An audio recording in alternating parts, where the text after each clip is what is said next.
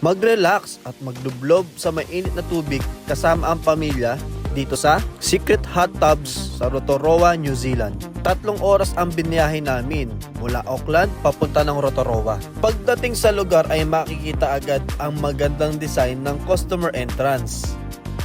Pagpasok sa loob ay tatambad din agad ang waiting area dito.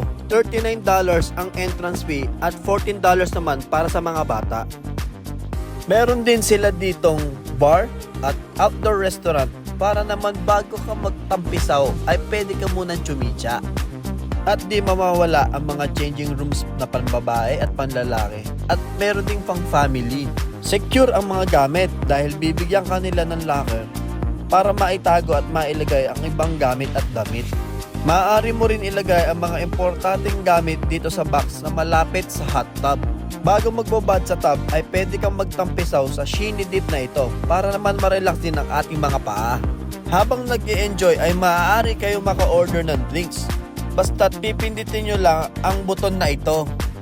At maya-maya lang ay dadating na sila para kunin at ibigay ang order. Talaga namang 100% relax mode ka dito.